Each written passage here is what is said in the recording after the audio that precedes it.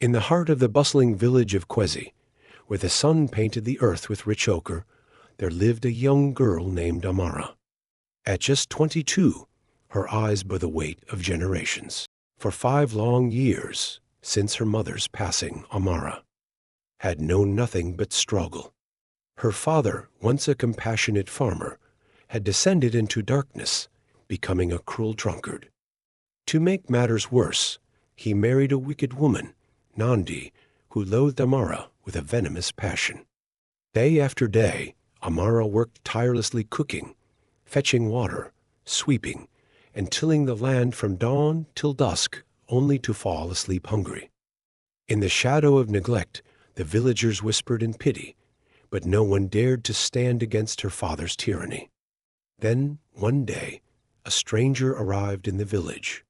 His name was Thabiso, a young man from the city.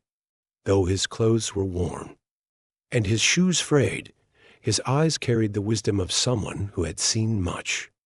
He had been working for Amara's father for 3 months, cutting brush, planting crops, and hauling heavy loads, but her father had yet to pay him. One scorching afternoon, Thabiso, worn from his labors, approached Amara's father. "Sir, please," he asked, "I need my payment today." Her father, irritated, glanced at Amara, who was sweeping nearby, and grinned wickedly. "You want payment? Take my daughter instead," he said, pointing at Amara. Amara's heart shattered. She looked at her father, pleading, but he turned away, laughing cruelly. "You should be grateful someone wants you," he spat. Amara collapsed to her knees, crying and shaking, but her father and Nandi turned their backs. Thabiso, watching her struggle, felt something stir in his chest. There was something about her, her strength, her sorrow, her spirit that moved him deeply. "I'll take her," he said quietly, surprising even himself. Amara's world turned upside down. With a broken heart, she packed her belongings into a black cloth, and without a word from anyone, followed Thabiso. Her little brother, Kofi, stood in the distance, tears streaming down his face as he waved her goodbye. The journey to the city was long and exhausting.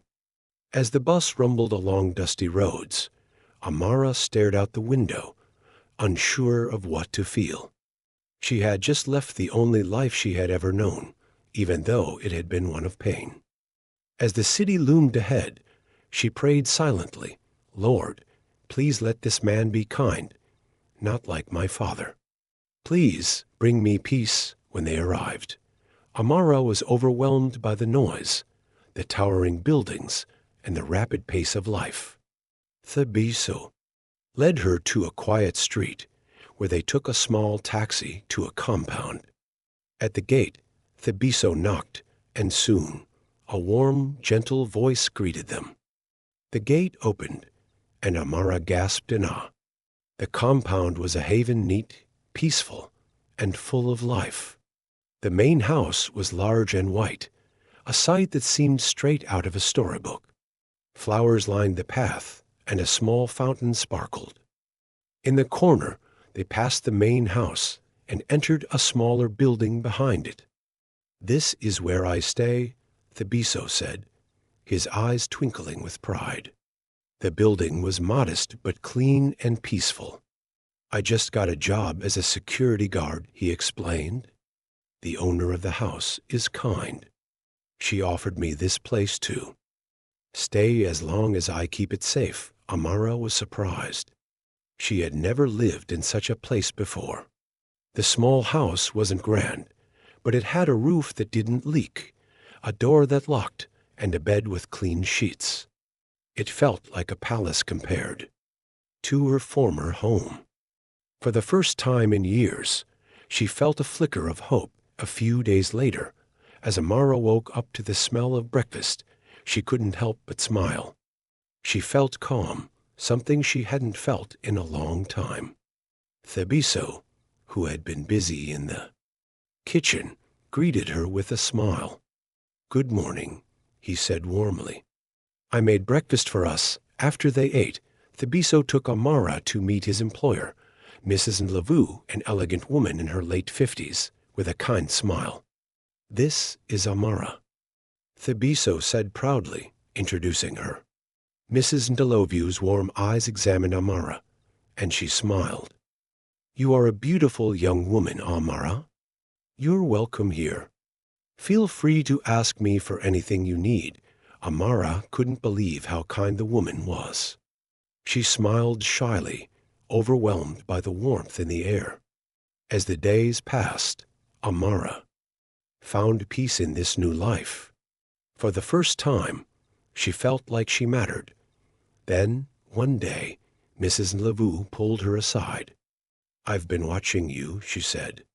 "You've proven yourself to be hardworking, humble, and kind. I need someone to help me in the kitchen. Will you be the one?" Amara was stunned.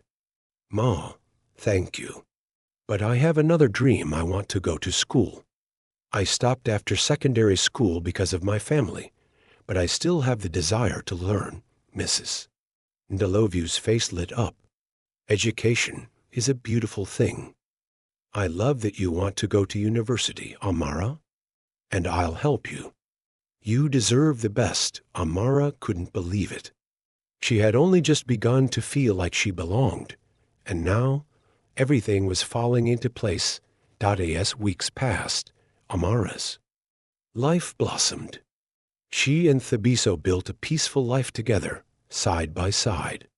He saved up money for a business, and she worked in the kitchen helping Mrs. Ndlovu, who had become like a mother to her. It wasn't easy, but they were content. Then, one fateful day, Daniel, Mrs. Ndlovu's son, came into the kitchen. His eyes swept over Amara with an intensity that made her uncomfortable. He made crude remarks about her beauty and insisted she leave Thabiso for a life of luxury.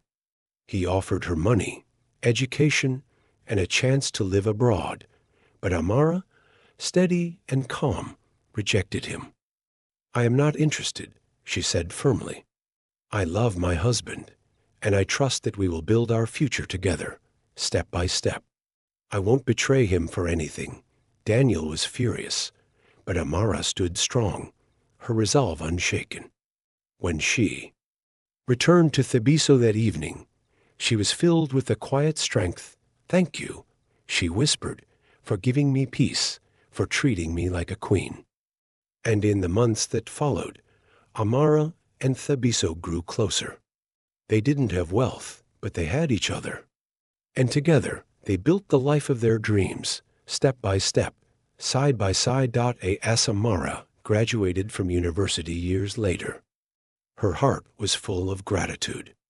With Thabiso by her side, she had achieved her dreams, not through shortcuts, but through love, perseverance, and trust. Their love story became a legend in the village of Kwezi, a story of resilience, respect, and the belief that true love is built not on riches, but on the strength of the heart.